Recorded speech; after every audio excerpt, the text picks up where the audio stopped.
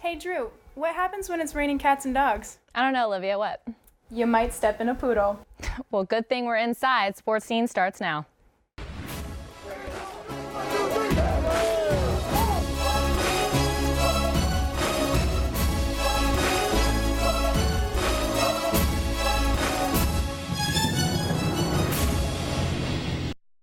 When you go to the combine, you get 15 minutes with a kid. 5 of it is introductions. You get 10 minutes to learn a kid.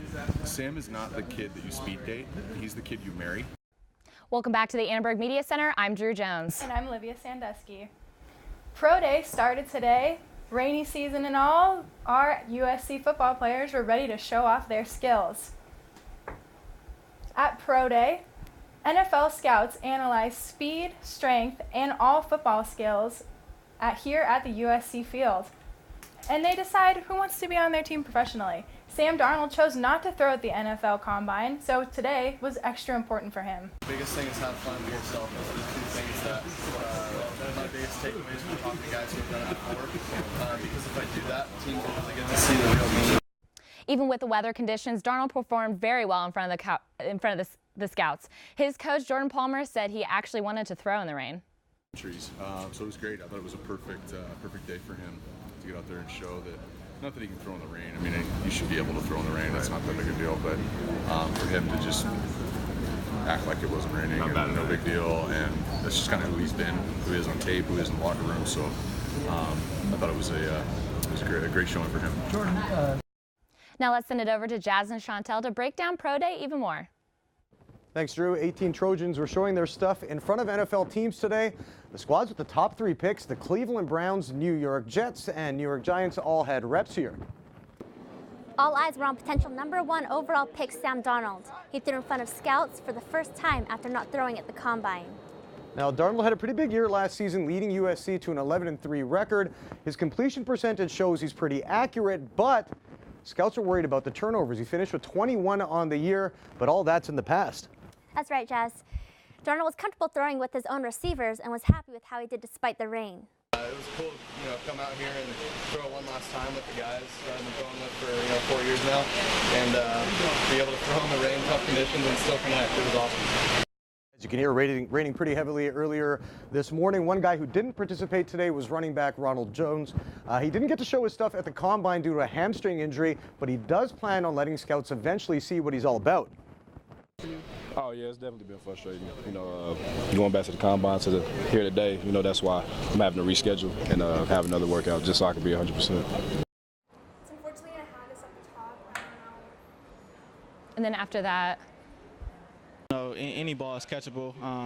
It is hard to catch in the rain, obviously, but I had a few drops, but it's I felt overall I had a hell of a day. That's not me sweating in the last shot. That was just the rain coming down. That's why I was making the excuse for the ugly hairdo. Meanwhile, some of the defensive players were trying to make an impression as well. Linebacker Uchenna Nwosu built on his strong Combine performance, actually ran a 4.68 in the 40 today. Also got some one-on-one coaching from new Tennessee Titans boss Mike Vrabel. Now, mock drafts have Nwosu potentially going as early as the 2nd round. Safety Chris Hawkins also got to participate during Pro Day after missing the Combine. He had a good time in the 40 and cone drill. Now let's toss it back to Olivia, who's sitting with a member of the Trojans baseball team. thanks. We're here with Curtis Conway, former USC Trojan, as well as former NFL wide receiver. Thanks so much for chatting with us today. Oh, no problem, no problem. So I just wanted to get your opinion. What did you think of the guy's performance today? You know, I thought it was good. You know, when you look at, especially with the weather conditions, you know, normally on a pro day you want to be at your best and you want the sun to be out and be warm when you're running around. I thought the guys responded really well to the rain. Everybody kept going. Of course, with the rain, throwing the ball, you can have some balls on the ground, but I think for the most part they did a great job. And so do you have any advice for these guys now that they're taking the next step in their career?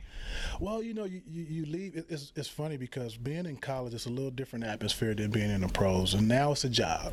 It's not, okay, let's rally around the guys. We're all buddies. You are friends with your teammates, but it's almost like being independent contractors. It's a job. And, you know, you could be playing one position and you're in the room with your teammates. Guess what? They're trying to get your job. So you have to approach it in a professional manner. You have to understand what it's about. It's a little different than college.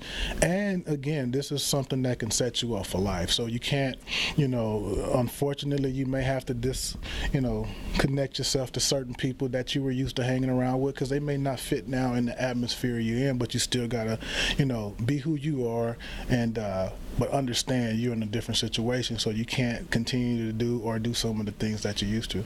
All right, and last question for you. So you started your career as a quarterback and transitioned to a wide receiver. So how did that experience benefit you in the NFL, being versatile, and how could these guys use that to their advantage? Well, I think my situation was unique because I came in as a quarterback, and at that time, the quarterback position, I was more of a runner than a passer, and so at that time it wasn't as sought after, I would say.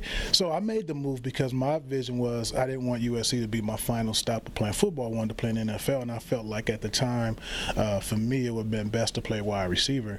The transition wasn't hard because just growing up and playing high school and playing Little League, you play a little bit of everything, so the transition wasn't hard, but it was more about the business and having a fair opportunity to play in the NFL. That's why I made the change. And you threw for 2 touchdowns as a wide receiver then too. Yeah, I got my opportunity to throw the ball, and that's the good thing about it too. When you can do a lot of different things, especially in the NFL, you can be used in so many different ways, which means you become more valuable to the team. So the more you can do, the better off you can be. Awesome. Thank you so much for your time. Thanks for having me. Back to you guys in the studio. Well, sorry about that toss earlier. We're here now with Connor Lunn, and the Trojan baseball team lost a tough game last night to the UCI Anteaters. USC rallied in the 8th inning to keep the score close, but ended up losing 8-7. So today in studio we have Connor Lunn here. Thank you for joining us and taking time out of your schedule. Yeah, no problem. Now, freshman year's behind you. You're here in sophomore season. What does it feel like to have a year of experience under your belt? Well, the thing is, it's just really nice having that kind of vote of confidence, just knowing that you've been there before. Just having a year under your belt, you just are able to take the field just with a little bit more confidence each day.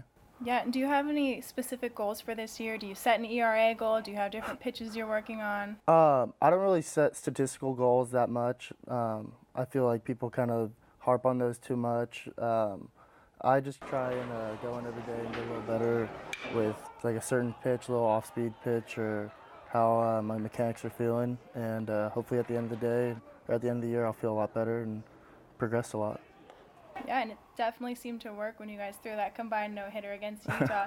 Walk us through that series a little bit. You guys started off strong with that Pac-12 win of the series, so how did that feel? Yeah, so that was our opening weekend for the Pac. It was pretty amazing to be able to participate in a no-hitter, especially at the collegiate level.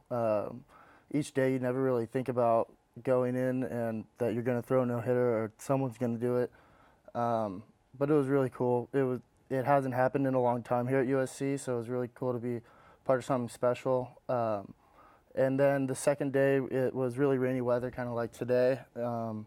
And it was just kind of a weird game, and we didn't really play our best, but it was good kind of experience to have. And then on Saturday, we finished it off with a 5-2 win, and our starting pitcher pitched really well and helped us get that victory.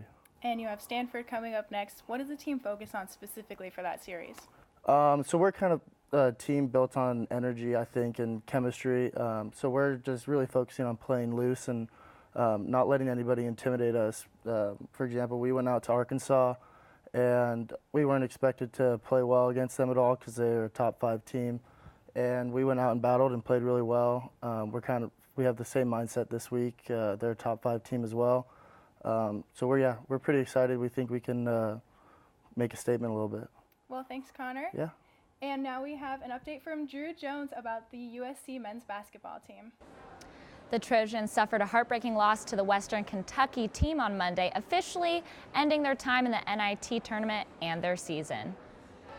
The Trojans received a #1 seed for the NIT tournament after being left out from the NCAA March Madness tournament. After Monday's second-round loss, Coach Andy Enfield discussed the Trojans' road to becoming a second-place conference team.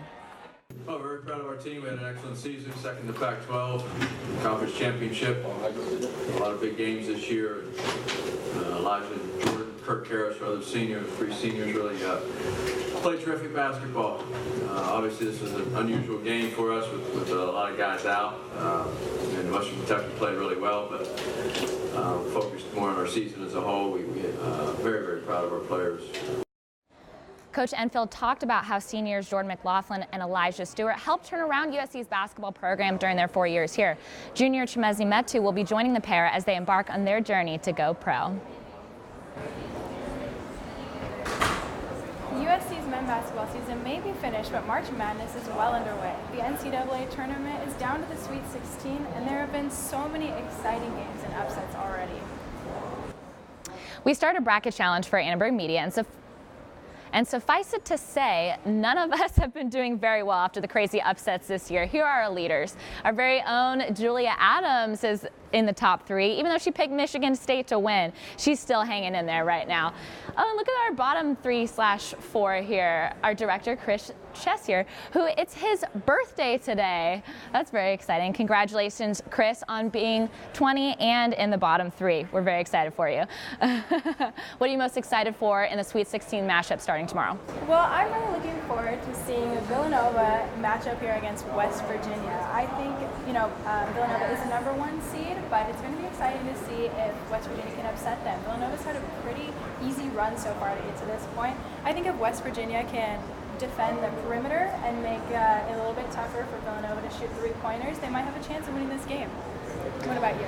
Well, I'm wearing Kentucky blue for a reason today. I picked Kentucky to make it to the Final Four, so I'm really excited for their matchup against Kansas State tomorrow. We'll see how they do. And we'll see if March Madness can get any more mad this year. Thank you for tuning in to Sports Scene. Please follow us on Facebook and Twitter at Annenberg Media Sports. I'm Drew Jones. And I'm Olivia. Sandusky. Tune in next week for all things USC. We'll see you next time.